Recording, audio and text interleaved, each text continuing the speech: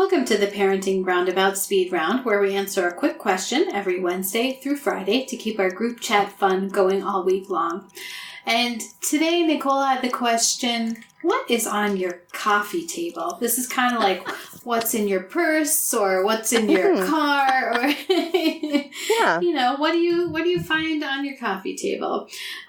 Terry, besides possibly a fan or a bowl of ice, what would we find on your coffee table? Well, I think listeners know me well enough to know that what is on my coffee table is a random assortment of junk and some dust.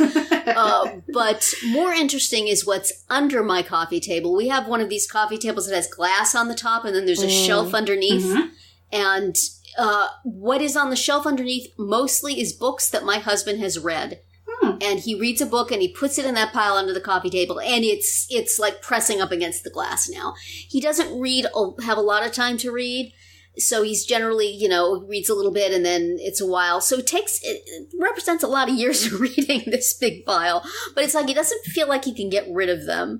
We could donate them to the library, but then we'd have to be organized enough to get them together and take them to the library. My friend sometimes takes some to take to the library or to her father-in-law, but mostly they just go to live under the glass on the coffee table. So we look like a very well-read family, if you consider well-read being, detective novels of all various, certain authors. Do you have it's a very narrow selection. I know when you guys take your walks, do you ever pass a little free library? Do you know what those are? No.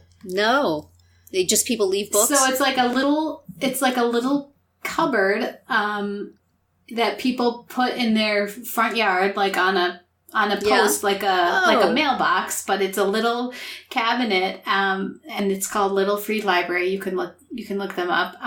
There are a whole bunch of them in my town, and it's just kind of like take one, leave one kind of idea. So sometimes when wanting to get rid of, when I've read something and I'm quite sure I'm not going to read it again, I will just drop it in a Little Free Library. That's a lovely idea. That sounds like a Midwestern thing. I don't think we do that here in New Jersey. Maybe not. That sounds like the kind of thing you do when you know you're going to have to ask people to dig you out of something later on. So here, have a book. Have two. I'm not using these anymore. That's funny. Anyway, so that's my coffee table. And then, of course, there's large balls of dog hair underneath the coffee table. Yes. We have those, too. As there is in every idle corner of my house. How about you, Nicole? Do you have a coffee table? And if so, what is on it? Yeah.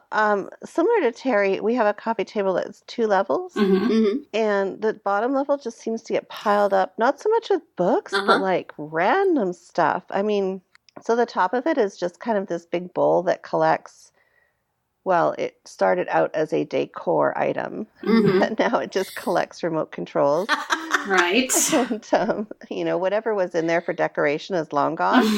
It's just this bowl of, and then underneath is just this like mad collection of, I don't know, everything from like computer cords to card games to a board game to a puzzle to an extension cord to I don't know. I even found like some gum down there at one point. I mean, legitimate. If anything's lost in our house, that's the first place we go to. Mm-hmm. Was it chewed gum or? I know. Hopefully, it was a pack of gum, not a piece of chewed up gum. It was a pack of gum. A pack of gum that our dog had not yet discovered, which was really surprising. So even she avoids that area. Oh God! She should know that's where the good stuff is. Yeah, that's right. She hasn't figured that out yet. But yeah, basically if I find anything and I don't know what to do with it, it goes there. Yeah. So kind of our catch-all in our house. It's the kitchen junk drawer of the living room. It really is, of the living or of the family room. Yeah. So so it's kind of just got this bizarre, like I have this kind of big tray. Maybe I just need to take the tray away because it just screams, I'll collect anything. I'll, bring it to me. I'll hold it for you indefinitely and let it collect dust. Fill me. Yes. Yeah, fill me up with all your junk. That's why I'm here. It's like, we don't need an invitation. All we need is a flat surface around here. Exactly. Well, we have, in our living room, we actually have like a coffee table that's an ottoman. So it's upholstered on top. And then it has a tray that's stored inside it that you can take out if you need like a hard surface. So you could sit on it. And it does have the advantage of not collecting stuff because it doesn't look like, because it's soft and it doesn't look like it's meant for that. So that's kind of nice.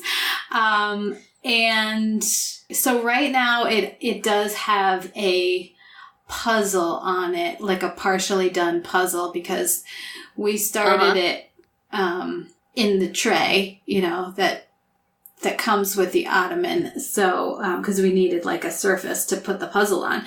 So the nice thing is that we could move it off of there if we want to, but we probably won't.